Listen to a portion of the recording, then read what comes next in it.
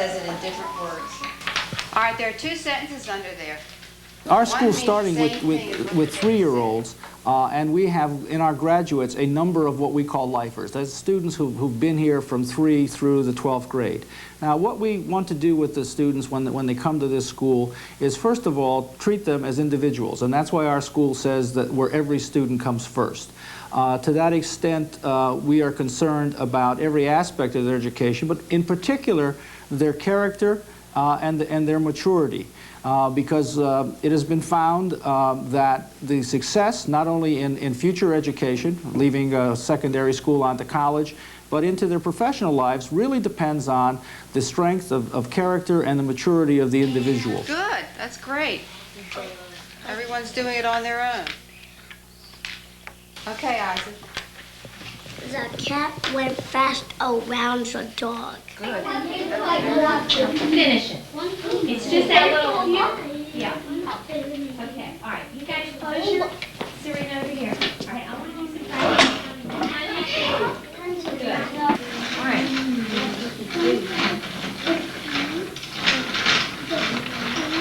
Okay. Stephen. Oh. 8, half of me, I believe? No. Oh. But half of me, what would it be? D? 4. 4, good girl. Well, you better erase your fractions so you have some room. Okay, write down your 2/3.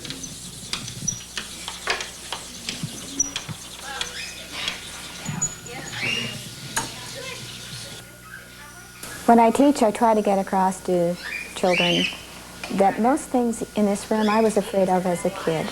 And if I can get through it, or could get through it, then hopefully there is a way for them to conquer their fears. I try to make my teaching a hands-on experience so that they will remember. There's a saying, an old Chinese proverb that says, I hear and I forget, I see and I remember, I do and I understand. It's in the doing that they really, truly understand. Whiskers moving like crazy. Is she diurnal or nocturnal? Nocturnal.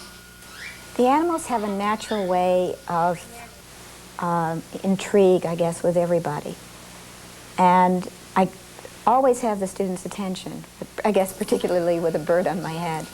I try to point out how animals learn, how they behave, how our noise level in the room could be a distraction to them. It's a calming, soothing way, perhaps, of teaching biology, chemistry, physics. There's movement, there's enzyme reaction, there's all sorts of things that happen with the animals, and it's so easy to point out.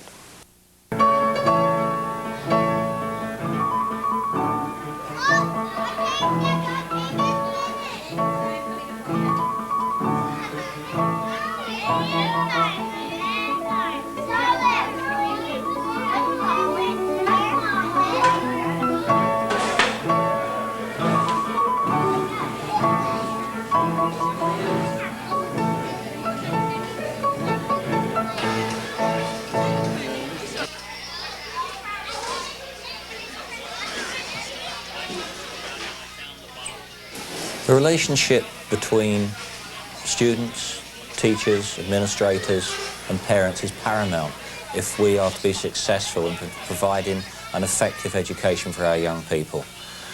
The relationship between the teachers and the administrators, the adults in the building and the young people is vital to the atmosphere within the school and to effective learning taking place.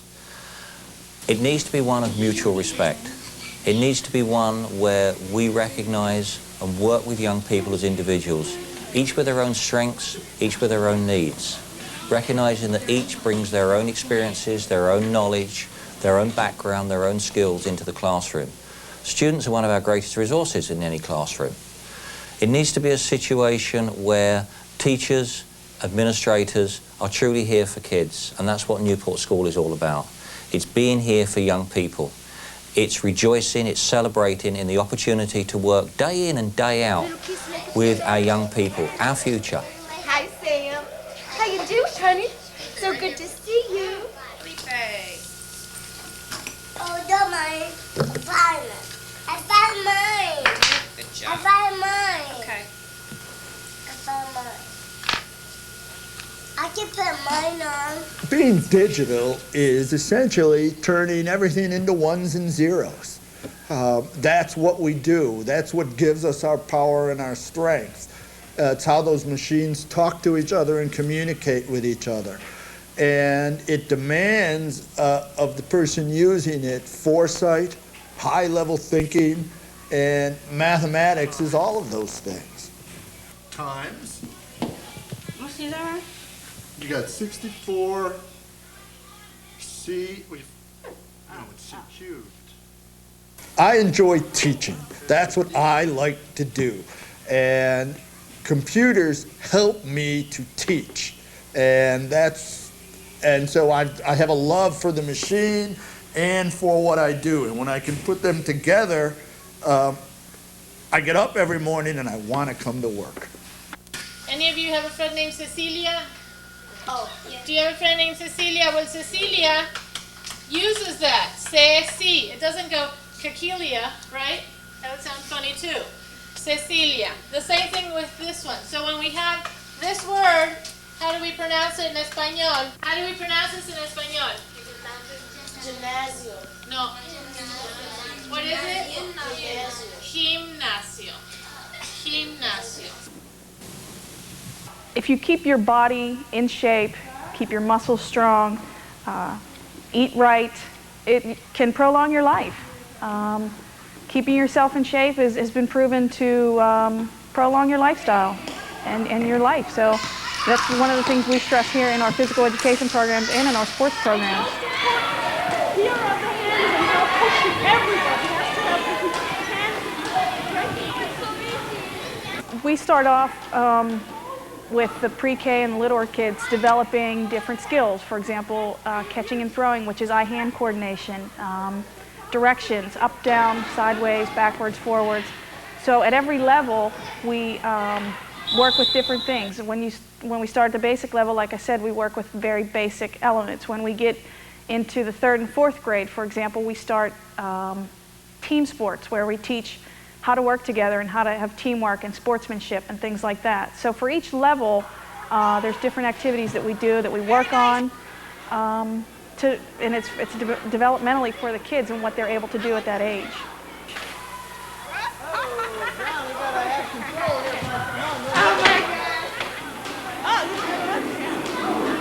Hey, that's excellent.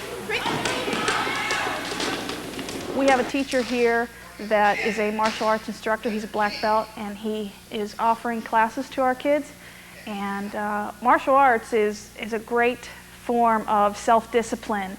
It teaches the kids how to discipline themselves and how to work hard and know what they're capable of and be able to do the things that they can do by pushing them to do these things. And it's just a very, very good activity for self-discipline and respect, and it's just it's a good activity for all kids, any ages.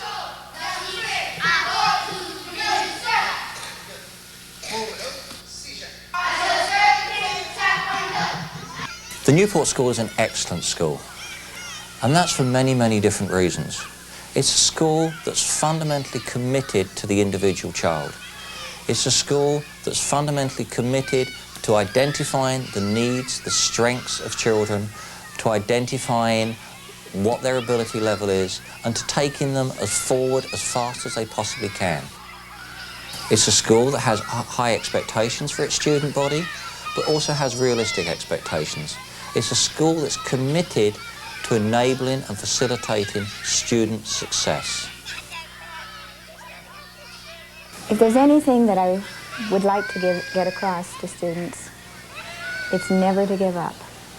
You may not get it today, you may not get it tomorrow, you may not get it this year, but in time, if it's important enough to you, don't give up, you'll get it. All right, Melanie and Greg, once we get a standing wave in here, I want you to show me the wavelength. It's difficult to manage the different abilities within a classroom. Within every class, there's the top student, And then there are those that fill out underneath. And my job, as I see it, is to teach everyone physics. I need to bring all the students up to the level of competency appropriate for prep school physics. But it has to be rhythmic enough to cause a standing wave. Okay, let's see if we can figure out how many waves are here. I think where I've been most successful as a teacher is for those students who work in my class. They soon find the barrier between student and teacher is small. When they can speak to me as their peer, as somebody who is studying physics but can discuss physics with them, and they've learned to teach themselves. That's my goal, not to give them a quantity of information about physics, but to teach them how to teach themselves. The surface is just about parallel in the hull. That's the indication that you have a big problem. No, you leave the voltage alone, because most things, there's a voltage stamped on the device. So when I checked in the service panel on the wall, we need, this building we have, the panel box we have. And the row in front, the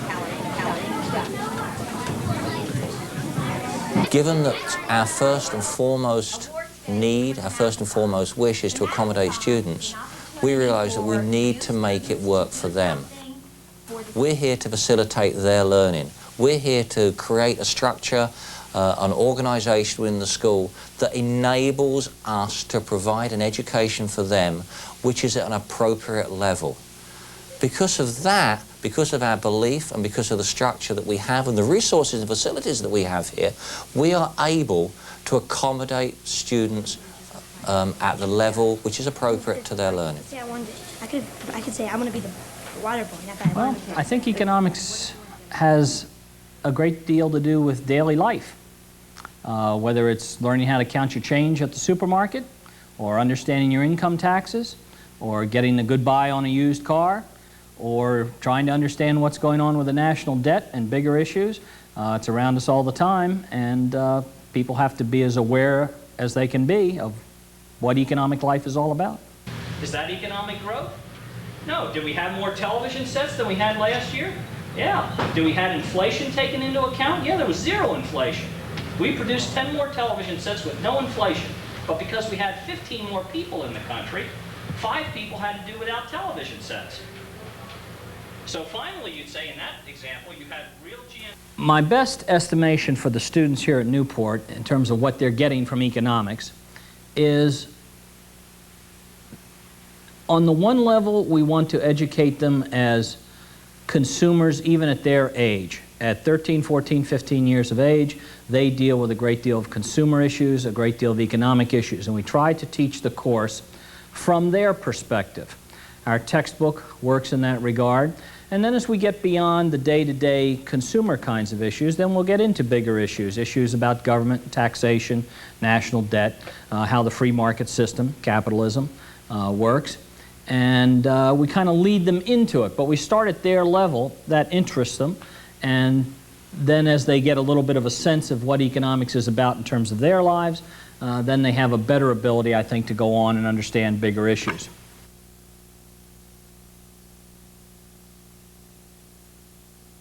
One of the things that's a part of Newport culture and always has been since I've been here is we love to play chess at Newport. It's a wonderful game. It empowers children, and that's why I like to teach. When I teach you how to do something, whether it be to make moves on a chessboard, to put commands into an HTML computer program, to create a page to put out on the World Wide Web, I empower you. I give you the ability to control your environment, and that's what makes me feel good. We play a lot of chess here at Newport. I've been playing chess since I was 8 years old, and it's something that I'm going to do until I'm 80. And it's become a part of the Newport culture because the chessboard allows you to be in control of your world. You're going to be state champion someday?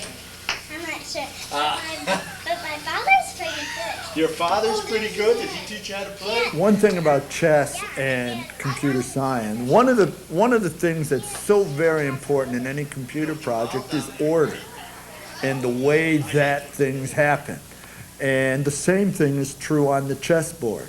And the chessboard, to play chess, forces you to think about consequences. What will happen if this happens? What will happen if that happens? And the other thing about chess that's very much like computer science, very much like life. There's no one to blame on the chessboard except yourself.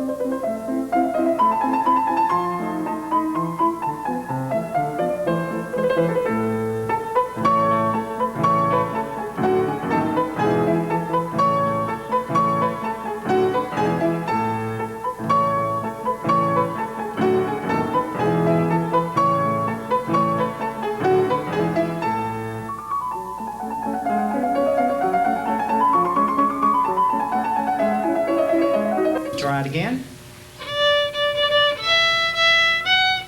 Ooh, and back down.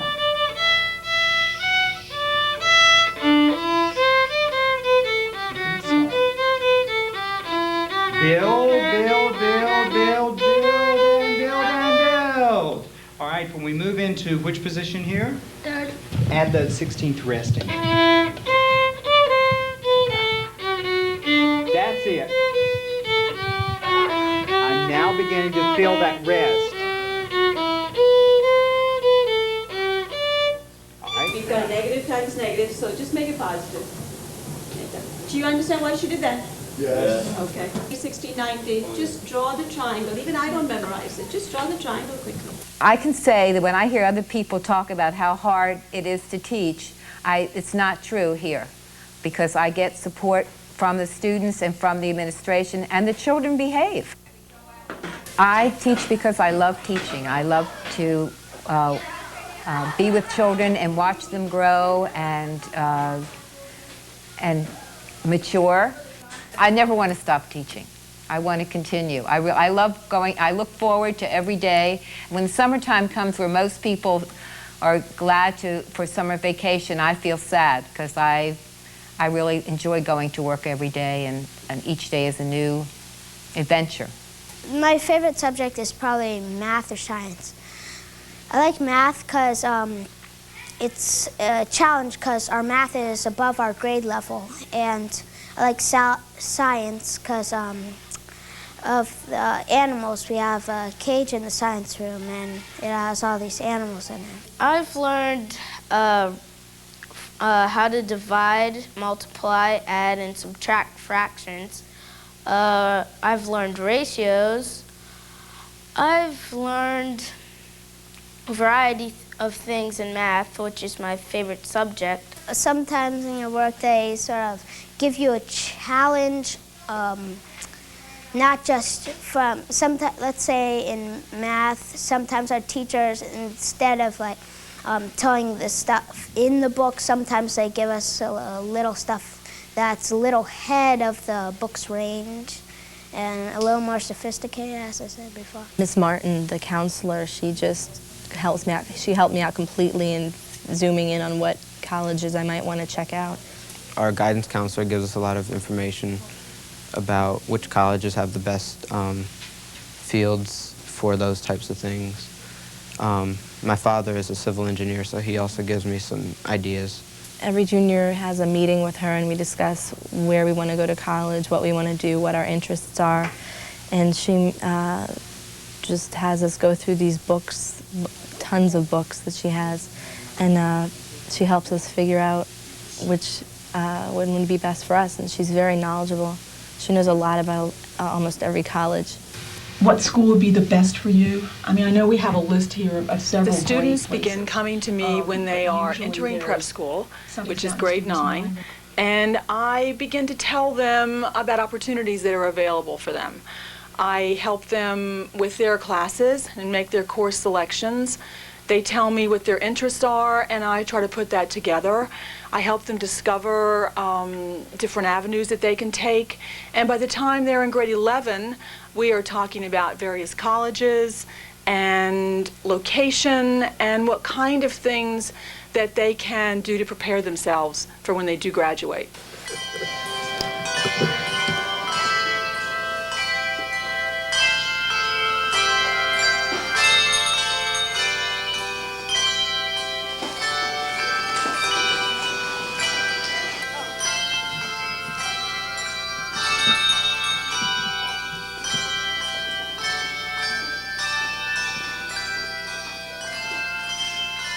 Well, Newport's a good school because of the people in this school. Many schools say that they are family-oriented. We have had outside consultants come in and view this school, and in fact, in their opinion of the schools in America, the independent schools in America, approximately 1,000, that say they are family-oriented, we're probably within the top 5% or greater. What happens here is a tremendous amount of shared values. The parents who come to this school share the same sorts of values and aspirations for their children. They are tremendously supportive of the school academically, which would seem to be obvious, but they are also very supportive of the school in discipline areas. If we need to work with a student because they are not performing or behaving properly, we have tremendous support from our parents. We counsel with the parents and the students, and we work this issue through.